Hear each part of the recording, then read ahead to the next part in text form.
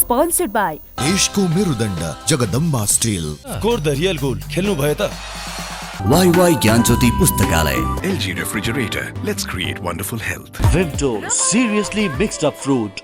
साखा TMT फलामे छाड छाड छाड। Goenka cement सुरक्षाको प्रत्याभूति। सगरमाथा सिमेन्ट, जुनी जुनीलाई। सबैको विश्वास केवल विश्वकर्मा सिमेन्ट।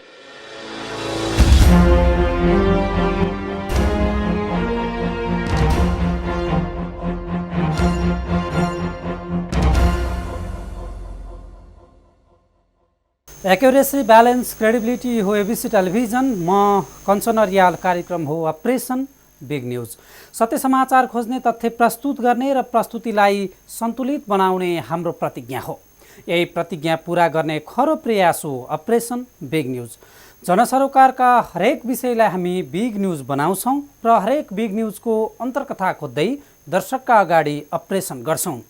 फरक समाचार र गैर समाचार दिने हाम्रो प्रयास निरन्तर जारी छ।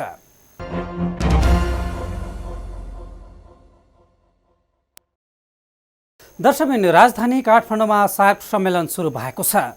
सम्मेलनको औपचारिक उद्घाटन मङ्सिर 10 गते राष्ट्रिय सभागृहमा हुँदैछ।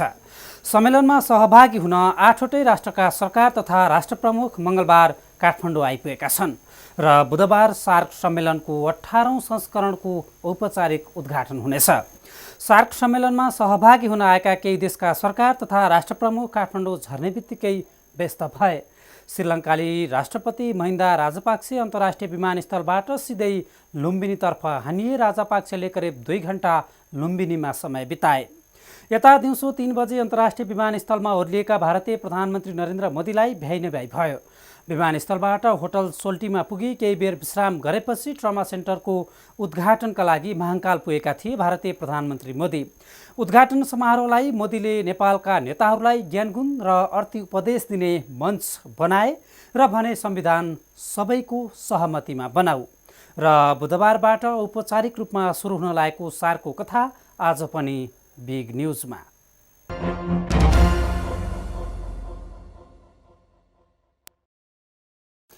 दर्शकबिन, मङ्गलबार दक्षिण एसियाका 8वटै राष्ट्रप्रमुख नेपाल आइपुगेका छन्। सार्क बैठकमा संसारकै 100 जना बुद्धिजीवीभित्र पर्ने अफगानिस्तानका राष्ट्रपति अशरफ घानीदेखि विश्वको 47औं शक्तिशाली महिला शेख हसिना समेत सहभागी छिन्।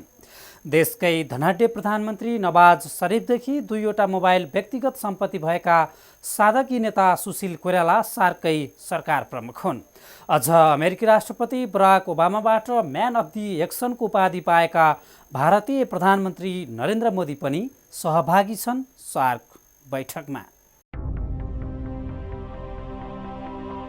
सम्मेलनमा सहभागी मध्ये सबैभन्दा चर्चित छन् भारतीय प्रधानमन्त्री नरेन्द्र मोदी। सामान्य परिवारमा जन्मेका मोदी भारतको शक्तिशाली प्रधानमन्त्री बन्न सफल भएपछि उनको चर्चाले शिखर चुमेको छ।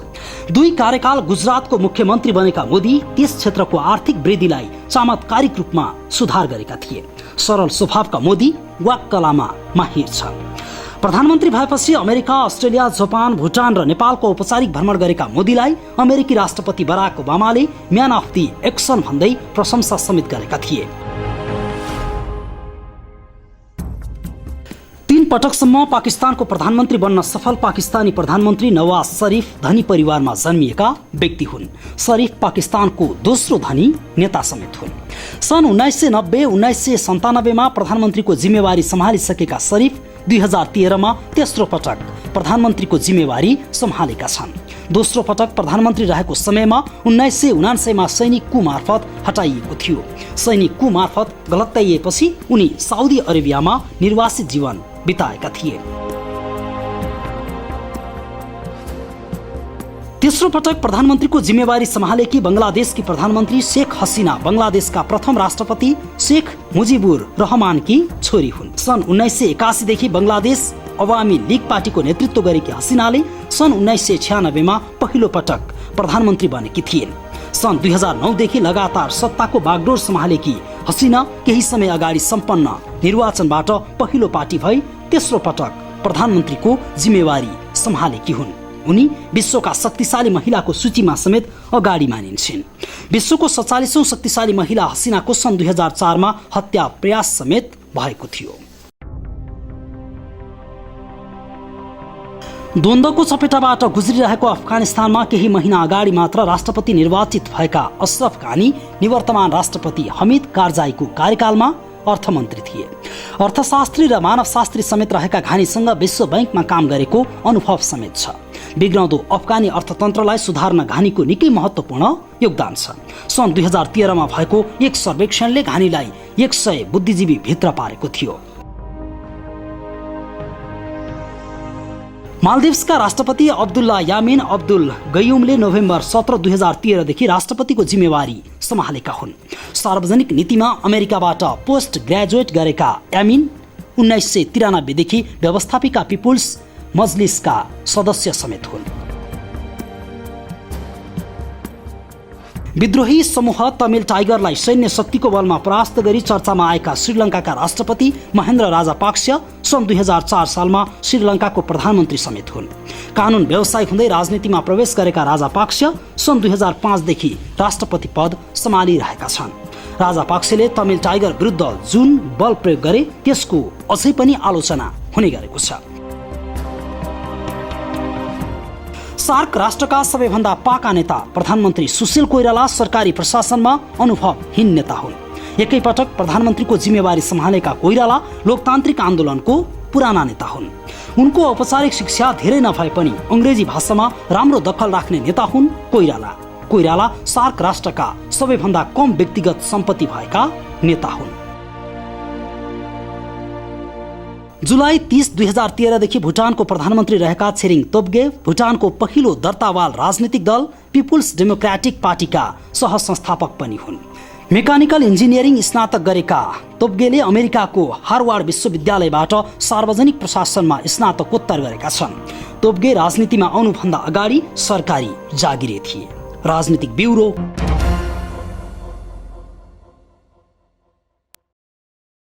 दर्शकबिन सार्क राष्ट्रमा सहभागी सार्कका सरकार तथा राष्ट्र प्रमुख देशकै धनी नेतादेखि व्यक्तिगत सम्पत्तिको नाममा 2वटा मोबाइल भएका नेता समेत छन्। हामी थप रिपोर्टसहित आउनेछौँ एकैछिनको ब्रेकपछि।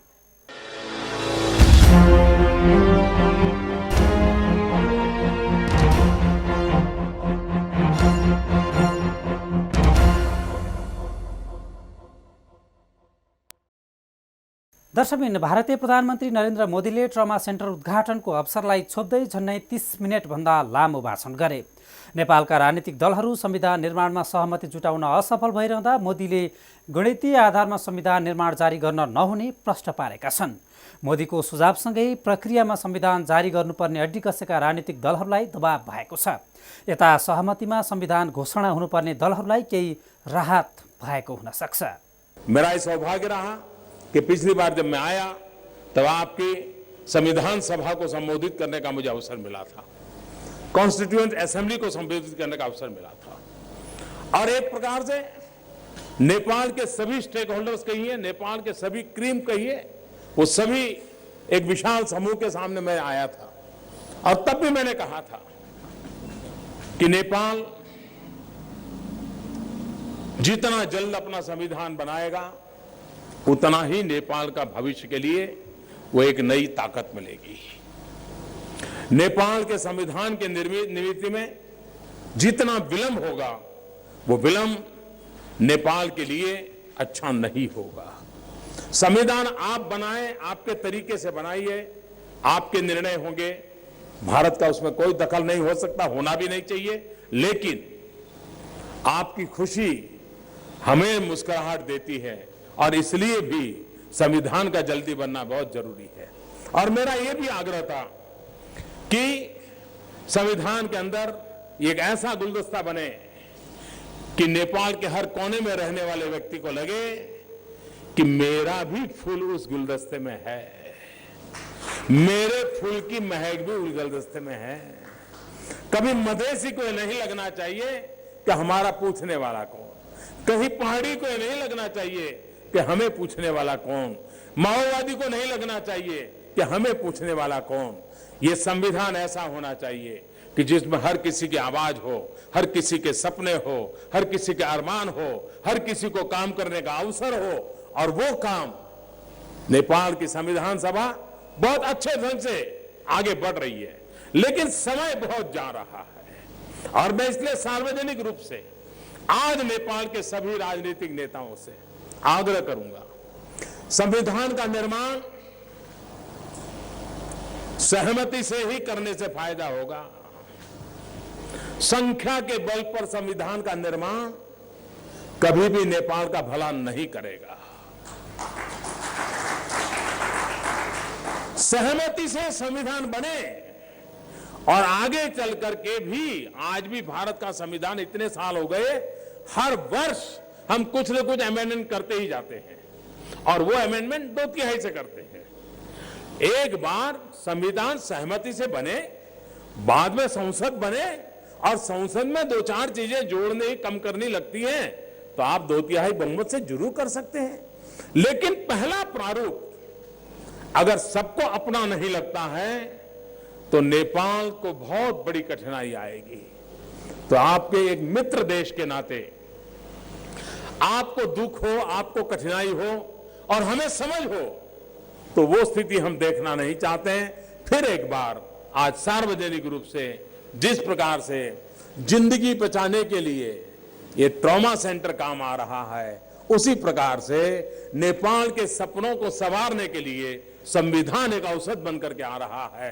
मैं चाहूंगा तो संविधान की पवित्रता, उसी पवित्र भाव से, और मैंने कहा था ऋषि मन होगा तब संविधान बनेगा। संविधान सभा में बैठे हुए हर व्यक्ति का ऋषि मन होना चाहिए और ऋषि मन को लेकर के संविधान का निर्माण होगा। ये मैंने आग्रह से कहा था। मैं आज फिर नेपाल की धरती पर आया हूं, मैं विश्वनाथ की धरती पर काम करता हूं, पशुपतिनाथ की धरती पर आया हूं, तो मेरा भी आपको प्रार्थना करने का हक बन जाता है। मैं प्रार्थना करने आया हूं, मैं उसी धरती से आया हूं। अगर बौद्ध गया से मैं आज एक पौधा लेकर के आया हूं, जो हमारे एम्बेसडर लुम्बिनी में जाकर के उसको रोपित करने वाले हैं। एक ऐसा संदेश लेकर के आया हूं जो हमें सांस्कृतिक प्राण शक्ति देता रहता है। और उस भरोसे भी मैं कह सकता हूं कि मैं प्रार्थना करता हूं कि आप संविधान बनाने के काम में विलंब मत कीजिए, सहमति से बनाने का ही प्रयास कीजिए और सारे रास्ते नए संकटों को जन्म देंगे। मैं अयोध्या और जनकपुरी का नाता जानता हूं, इसलिए भी हम लोगों को आपसे प्रार्थना करने का हक बनता है कि आप सहमति से संविधान का निर्माण कीजिए, जल्द कीजिए। लोगों की आशाओं पर आप खरे उतरे। आप देखिए आप लोगों का नेतृत्व नेपाल को कहां से कहां पहुंचाएगा। और युग इस भूभाग के भविष्य का है, एशिया के भविष्य का समय है। नेपाल को ये मौका चूकना नहीं चाहिए।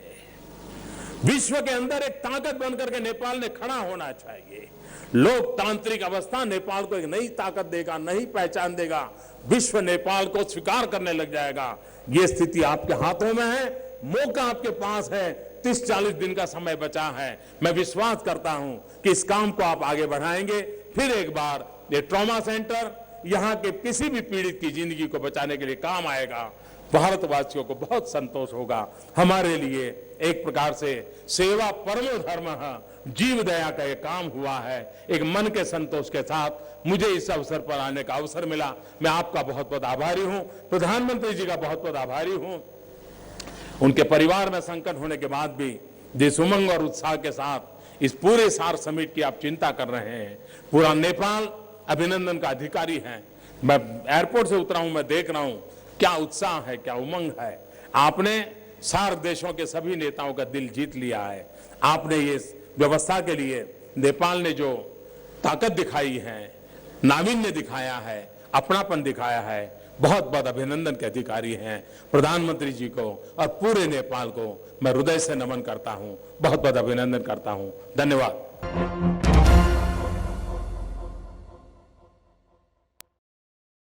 र यसरी मोदीले नेपालका राजनीतिक दलहरूलाई छिटो संविधान निर्माणका लागि दबाब मात्र दिएनन्, सबैले अपनत्व स्वीकार गर्ने संविधान निर्माणका लागि सुझाव समेत दिए। साउनको तेस्रो साता नेपालको औपचारिक भ्रमणमा आउँदा व्यवस्थापिका संसदलाई सम्बोधन गर्ने क्रममा जनाएका अधिकांश प्रतिबद्धता मोदीले मङ्गलबार पनि दोहोर्याएका छन्। हामी थप रिपोर्टसहित आउनेछौँ एकैछिनको ब्रेकपछि।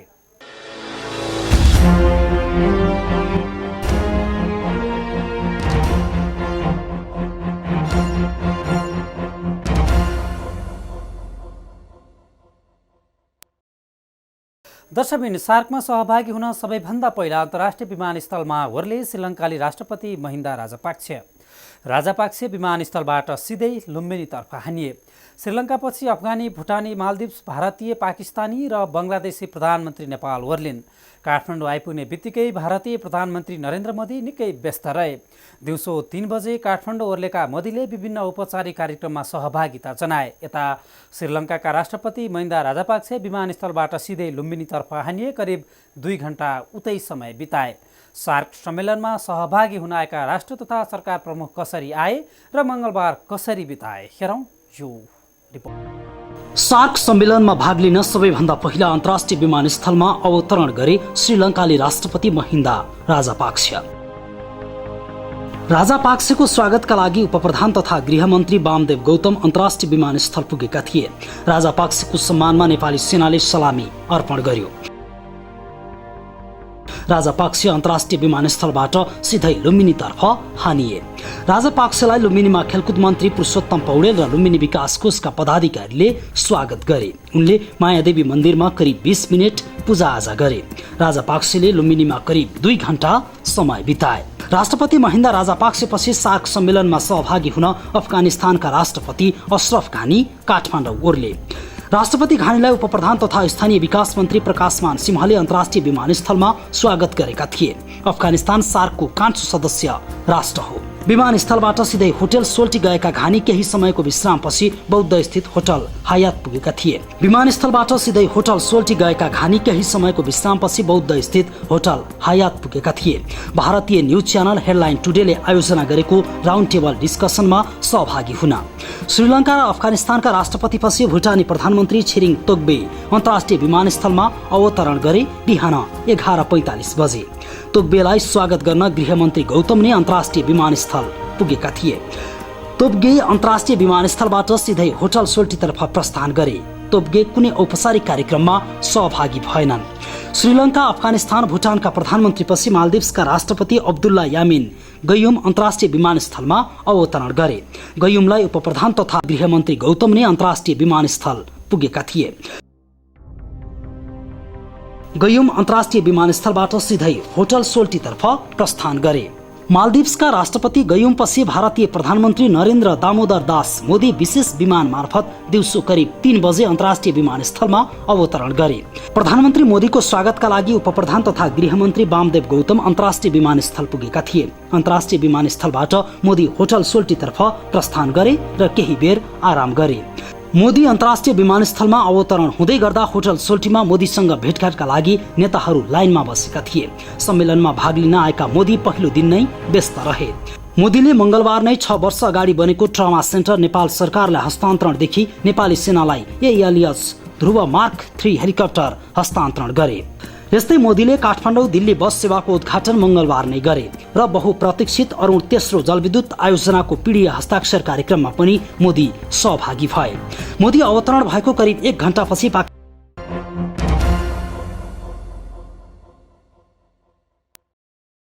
यसरी सार्कका सरकार तथा राष्ट्रप्रमुख नेपालमा अवतरण गरे। बुधबार औपचारिक उद्घाटन हुने सार्क सम्मेलनमा सहभागिताको लागि अपरेसन आज सकिन्छ। भोलि बिग न्युजको अर्को अपरेसन गर्नेछौँ।